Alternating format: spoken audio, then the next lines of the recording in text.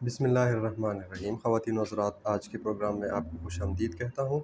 आज का टॉपिक बहुत ही इम्पोर्टेंट है, ख़ासकर वो अफराद जो शुगर, हाई ब्लड प्रेशर, दिल के मरीज़ है, या वो तमाम अफराद जो मोटापे का शिकार है और वो अपना वज़न कम करना चाहते हैं। वो खाने पीने में किन एहतियाती तदाबीर को मलहूज़ नज़र रखना चाहिए, किन चीज़ों से उनको अपने आप को बचाना चाहिए और खाने पीने की सेहतमंद आदत को वो कैसे अपनाएं।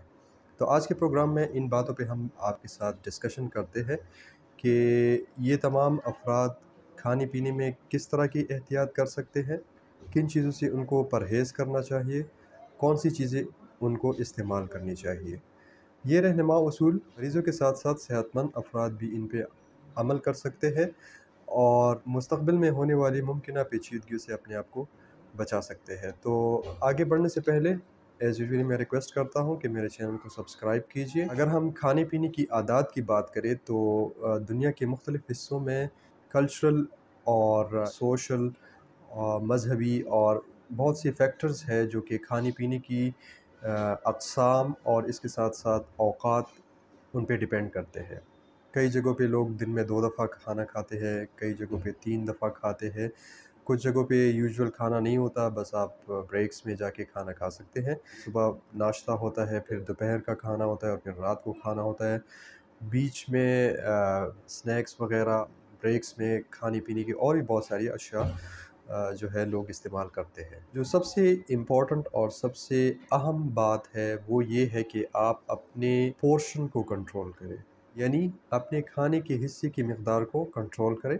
इसका मतलब ये है कि आपको क्या खाना चाहिए, आपको कितना खाना चाहिए। जब आप फ़र्ज़ करें होटल में खाना खाते हैं तो आपको जो सर्विंग होती है यूजुअली ये एक बंदे की ज़रूरत से ज़्यादा होती है। तो इसका मतलब है कि आपका पोर्शन साइज़ उधर ज़्यादा है। तो आपको अगर ऐसी सिचुएशन में जाना पड़े, खाना खाना पड़े तो अपने पोर्शन को या खाने की मिक़दार को आपने कंट्रोल में करना है।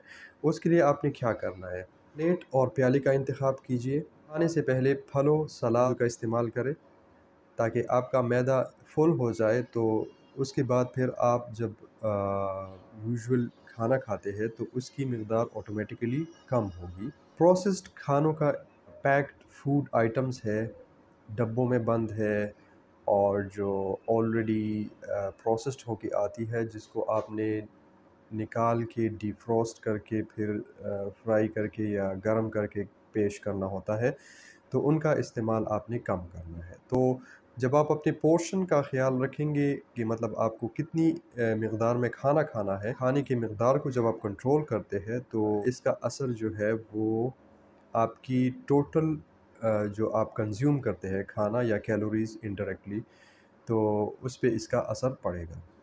दूसरी बात ये है कि आप दिन में कितनी दफ़ा खाना खाते हैं। हमारी कम्युनिटी में लोग ज़्यादातर दिन में 3 से 4 दफ़ा खाना खाते हैं। तो कितनी दफ़ा खाना खाते हैं इसको आप कम कर सकते हैं, मतलब 3 की जगह आप 2 दफ़ा खा सकते हैं। बीच में आप सैलड्स वग़ैरह और इसका इस्तेमाल कर सकते हैं। चूँकि पाकिस्तान में इकोनॉमिकल सिचुएशन की बार-बार ये बात भी आती है कि लोग ये नहीं अफ़ोर्ड कर सकते, वो नहीं कर सकते। तो समर टाइम जो है ये तो सब्ज़ियों और फलों का वक़्त होता है। जो रूटीन के जितने भी फ्रूट्स एंड वेजिटेबल्स है वो कोई भी आम बंदा मतलब उनको ले सकता है। जहाँ तक बात होती है प्रोसेस्ड खानों की या बाज़ार में बनी हुई चीज़ों की, तो इनमें बहुत सी मुज़र सेहत इंग्रीडिएंट्स शामिल होती है। ख़ासकर जो बाज़ार में फ्राइड आइटम्स होती है, उनके लिए जो कुकिंग ऑयल इस्तेमाल होता है वो सब स्टैंडर्ड होता है, या वो बार-बार जब उसको आप हीट करते हैं फिर वो कूल डाउन हो जाता है, फिर दोबारा हीट अप होता है। तो इस तरह ये बार-बार जब इसको आप इसमें कोई चीज़ फ्राई करते हैं या इसमें कोई चीज़ पकाते हैं, तो न सिर्फ़ ये है कि इसकी आदियत है वो ख़त्म हो जाती है, बल्कि इसके साइड इफ़ेक्ट्स आना शुरू हो जाते हैं।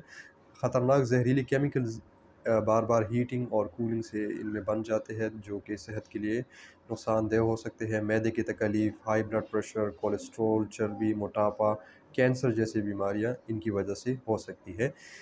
प्रोसेस्ड फूड जो होता है या जो पैक्ड फूड होता है, उनमें सोडियम और इस तरह की दूसरी बहुत सारी चीज़ें होती है, जो खुराक को महफूज़ करने के लिए इसमें इस्तेमाल होती है। तो इसकी वजह से सेहत पे इनके मुज़र असरात पड़ सकते हैं। जैसा कि मैंने बताया कि आपने फलों और सब्जियों का इस्तेमाल बहुत ज़्यादा करना है। कोई भी सीज़नल फ्रूट या सब्ज़ी आप इस्तेमाल कर सकते हैं। जो भी अवेलेबल फ्रेश फ्रूट है, जो बाज़ार में सस्ती है और जो आपकी पहुँच में है, वो आप ले सकते हैं। फलों और सब्ज़ियों में ना सिर्फ़ ये है कि मिनरल्स होते हैं, विटामिन्स होते हैं, इसके अलावा इनमें फ़ाइबर होता है जो कि पेट की बीमारियों के लिए बहुत ही लाज़मी है। तीसरी बात ये है कि जब आप फल और सब्जियों का इस्तेमाल करते हैं तो चूँकि आपका मैदा फुल होता है, तो आपको खाना खाने की ज़रूरत कम पड़ती है। इसके साथ-साथ फलों और सब्जियों में बज़ाते खुद कैलोरीज़ कंटेंट बहुत कम होता है। जिस्म ज़्यादा कैलोरीज़ जो है वो उसको नहीं मिलती। फलों और सब्जियों में बहुत से नमकियात, मिनरल्स, ट्रेस एलिमेंट्स होते हैं जो कि दिल की बीमारियों में मुफ़ीद साबित होते हैं, हाई ब्लड प्रेशर में मुफ़ीद साबित होते हैं और इन बीमारियों की इलाज में मददगार साबित हो सकती है और इन बीमारियों से आपको बचा भी सकती है। इसके अलावा जब आप फलों और सब्जियों का इस्तेमाल करते हैं, हाई कैलोरीज़ डाइट्स जितनी भी है मसलन गोश्त का इस्तेमाल हो गया, पनीर वग़ैरह, तो इनका इस्तेमाल आप फिर कम करेंगे ऑटोमेटिकली, ज़ाहिरी बात है। इसके लिए जो मैं आपको तरीक़ा रिकमेंड करता हूँ वो ये है कि आप एक बाउल में या एक प्याले में फलों और सब्जियों को साफ़ करके और फिर उनको छोटे-छोटे पीसेस में काट के आप फ्रिज में रख लें। तो जैसे ही आपको अर्ज होती है खाना खाने की या आपको भूख लगती है तो आप उसमें से कुछ ना कुछ खा लें। तो इसकी वज़ह से आप जो अनहेल्दी डाइट्स की तरफ आपका रुझान कम होगा। फ्रिज के अलावा आप फलों और सब्जियों को आप एक बास्केट में, टोकरी में एक ऐसी जगह पे रख लें कि वो आसानी से आप जाके उसमें से कुछ न कुछ लेकर आप खा सकें। आप अपने खानों में सब्जियों का इस्तेमाल मुख्तलिफ़ इनोवेशन से कर सकते हैं। आप चावल में सब्जियाँ डाल के इस्तेमाल कर सकते हैं, गोश्त के साथ सब्ज़ी इस्तेमाल कर सकते हैं। इसके अलावा आप मुख्तलिफ़ किस्म के जो कुछ मेन्यू अपने लिए इस तरह बनाएँ कि आपके खाने में जो है सब्जियाँ जो है वो एक बुनियादी किरदार उनका हो। ऐसा नहीं है कि आप प्रोटीन्स इस्तेमाल ना करें, लेकिन ये है कि नहीं है बल्कि चूँकि एक पोर्शन को हमने समझना है कि आपने फ़ोकस किन चीज़ों पे ज़्यादा करना है, कैलोरीज़ आपने कम लेनी है। ज़ाहिरी बात है जब आपकी अपनी इनटेक कैलोरीज़ की कम होगी, आपका एक्सपेंडिचर ज़्यादा होगा तो आपका वज़न कम होगा। फ्रेश फ्रूट आपको मिलता है, ताज़ा फल मिलते हैं तो वो तो सबसे अच्छी बात है, लेकिन इसके अलावा आप फ्रोज़न या डब्बे में बंद जो फल होते हैं जिनमें सोडियम का इस्तेमाल एज़ अ प्रिज़र्वेटिव कम किया गया हो तो उनका इस्तेमाल आप कर सकते हैं। डब्बे में महफूज़ किए गए फल जिनमें या तो पानी या जूस वग़ैरह शामिल किया गया हो, लेकिन कोकोनट हो गया या वो फल जिनको स्टोर करने के लिए शुगर, चीनी वग़ैरह का इस्तेमाल किया गया हो, तो उनका इस्तेमाल फिर नामुनासिब रहेगा। ये तो हो गई सब्ज़ियाँ, फल और ये चीज़ें। अनाज की तरफ अगर हम आ जाएँ, ब्रेड की तरफ हम आ जाएँ, रोटी की तरफ, आटे की तरफ, तो उसमें ये ख़्याल रखें कि आप होल ग्रेन व्हीट जो है उसका इस्तेमाल करें। बिल्कुल जो फाइन आटा होता है उसका इस्तेमाल कम करें।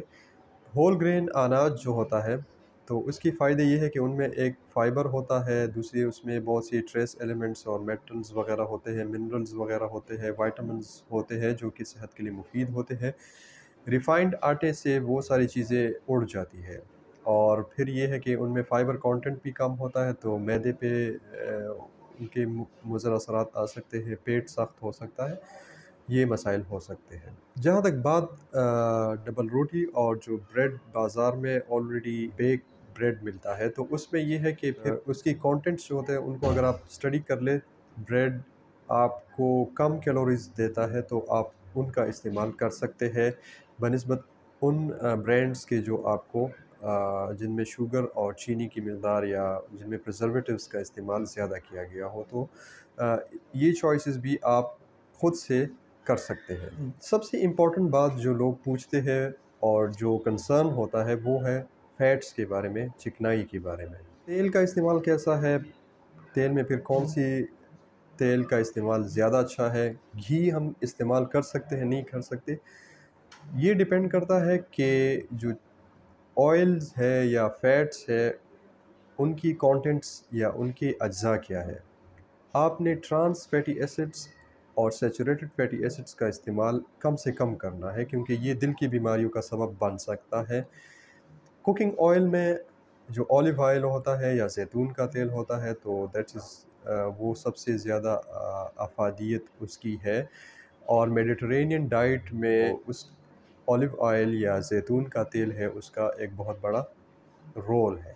प्लांट बेस्ड या पौधों से जो बीजों से निकलने वाली तेल है, तो इनमें उनके कंटेंट्स और इनमें जो ख़तरनाक फैटी एसिड्स है, उनका रेशो डिफरेंट होता है। जो घी होता है, तो ये बेसिकली इसमें कुछ केमिकल प्रोसेस किए जाते हैं और इनमें फिर निकल और इस तरह के मेटल्स की आमेज़िश हो जाती है, तो इसकी वजह से मसाइल का सबब बन सकता है। तो नेचुरल सोर्सेज़ ऑफ फैट्स का इस्तेमाल आप कर सकते हैं। नेचुरल सोर्सेज़ में आप मक्खन का इस्तेमाल कर सकते हैं, आप ऑलिव ऑयल वगैरह का इस्तेमाल कर सकते हैं। जानवरों की चर्बी और इन चीज़ों से अपने आप को आपने बचाना है।